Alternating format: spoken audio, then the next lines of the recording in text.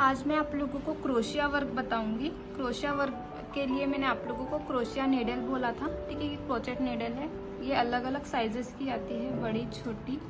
Then उसके बाद woollen thread बताया था, ठीक है।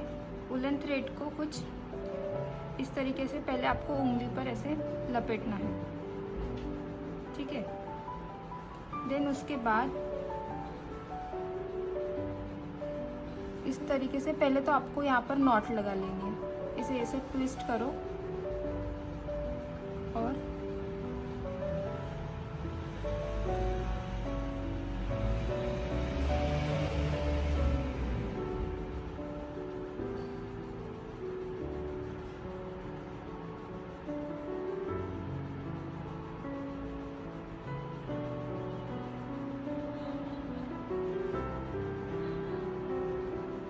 नॉट आप डायरेक्ट भी लगा सकते हो, ठीक है। इस तरीके से नॉट लगा लिया।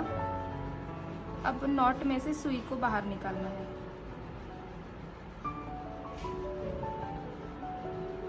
ओके, इस तरीके से हमने नॉट में से सुई को बाहर निकाला। फिर थ्रेड को सुई के इस तरीके से लपेटना है और ऐसा लूप बनाना है। नॉट के अंदर से आपको लूप को बाहर निकालना है।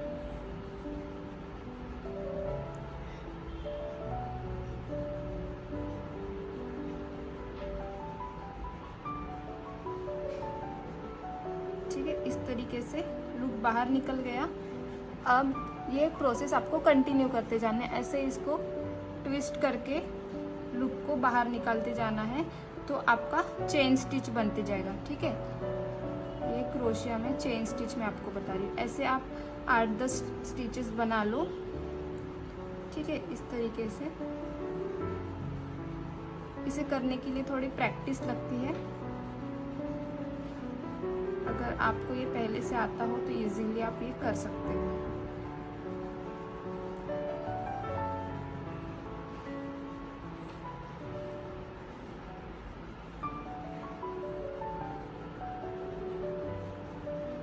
ठीक है, कुछ इस तरीके से ये स्टिच रेडी हो जाएंगे, ठीक है। आपको दिख रहा है ये चेन स्टिच मैंने बनाया। अब इसके आगे क्या करना है, इसे इस तरीके से लूज रखना इतना, ठीक है। अब क्या करना है, जो हमने पहला वाला स्टिच बनाया था, ठीक है, पहला वाला स्टिच जो बनाया था उसके अंदर से आपको नीडल को निकालना है इस तरीके से, ठीक है। निकाल लिया। धागे को फिर से उंगली पे लपेटो और अब आपको क्या करना है,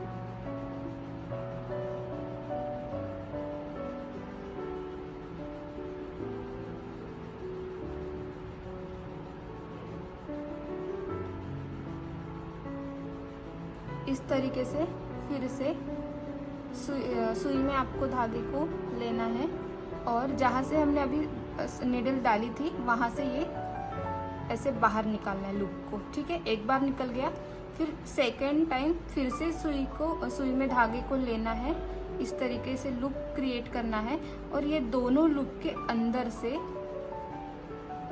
ऐसे सुई को बाहर निकालना है, ठीक है। यहाँ पर एक लूप क्रिएट हो जाना चाहिए एंड में, ठीक है। अब ये प्रोसेस हमको कंटिन्यू करते जाना है। अब हमने लास्ट वाले स्टिच में डाला था, राइट। अब उसके बाजू वाले स्टिच में फिर से नीडल को डालना है ऐसे, ठीक है। और फिर से वो प्रोसेस को आपको रिपीट करना है इस तरीके से। फिर से लूप के अंदर सुई को डालना है। एक बार आपको धागे को ट्विस्ट करके लूप के बाहर निकालना है, ठीक है। यहाँ पर 2 स्टिचेस दिख रहे हैं।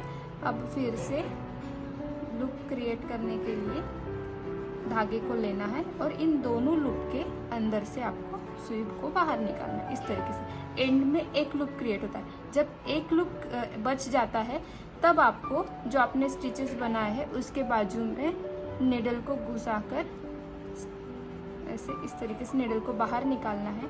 फिर से आपको एक लूप क्रिएट करना है, उसके अंदर से ही आपको बाहर आना है, ठीक है। फिर से 2 लूप बचे। अब इन दोनों में से बाहर निकालती हूँ, एंड में मेरा 1 बचा, ठीक है।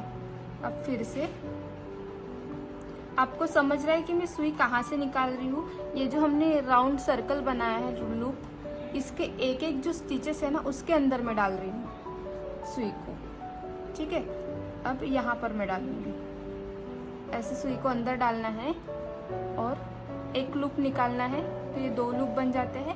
फिर एक बार फिर से ट्विस्ट करके दोनों लूप्स के बाहर निकालने हैं। एंड में एक लूप बचता है। फिर से नीडल को जो हमने चेन स्टिच बनाई थी उसके एक स्टिच में डालकर इस तरीके से एक लूप क्रिएट करना है। फिर एंड में दोनों लूप्स के बाहर निकालकर एक लूप। ठीक है, ये प्रोसेस आपको कंटिन्यू करते जानी है। जब आप कंटिन्यू करोगे तब ये फ्लावर जैसा दिखेगा। एक टेबल मैट जो होता है, टेबल क्लॉथ, उस तरीके से ये बन जाएगा। ठीक है।